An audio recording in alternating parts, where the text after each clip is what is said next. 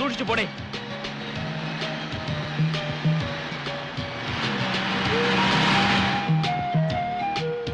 വെളിയിൽ നിന്നുള്ള അണ്ടിയുടെ വരവോടെ നമ്മുടെ അണ്ടിക്ക് മാർക്കറ്റില്ലാണ്ടായി പോയി. കച്ചവടമൊക്കെ നഷ്ടത്തിലാണ്. കൂടുതൽ ആളുകൾ പണി ചെയ്യുന്ന സ്ഥലം ഇതാണോ? ആ പിന്നെ കാണാം. സ്ഫോടനം അപകടമല്ല. അണ്ടി കമ്പനി ആളിക്കത്തുന്നു. പ്രാണസാർത്ഥം ഓടുന്ന തൊഴിലാളി തരണി മേഖല അത് മോശം തൊട്ടിലാണ്. തീവ്രവാദികൾ കാവടി പ്രവേശിക്കാം. പിന്നെ വെടിയോട് വെടി. ആ വെടിയിൽ ചില്ലു ജനാലകൾ തകരുന്നു. അതിന് പ്രത്യേക ഷോട്ട്. ഇവിടെയാണ് ബോംബൊക്കെ പറ്റിയ സ്ഥലം. പിന്നെ ഒരു പൊട്ടിത്തെറി. പൊട്ടിത്തെറിയല്ല, മുഖം പൊത്തി അടിയാണ് വേണ്ടത്.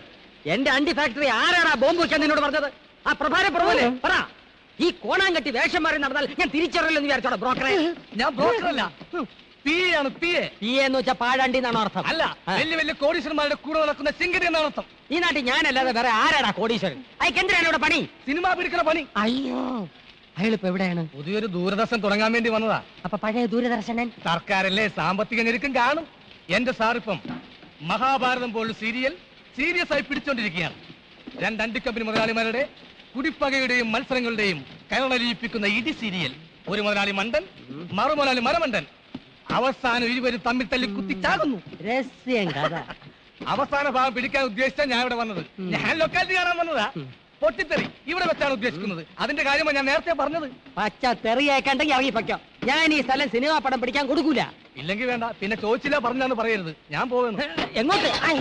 കാലൊടിഞ്ഞ ഇല്ല ചിരട്ട സാറിന്റെ അടുത്തേക്ക് പോവേണ്. ആ സാറ് കമ്പനി തരാതിരിക്കില്ല.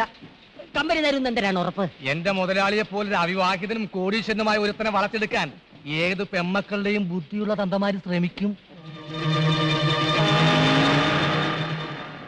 സുന്ദരൻ, സുമുഖൻ, സുശീലൻ, നായർ. ഓ, ചെറുക്കന്റെ പേര് സുശീലൻ നായർ എന്നാണല്ലേ ഫസ്റ്റ് പേര്? അതല്ല, അത് വിശേഷണം.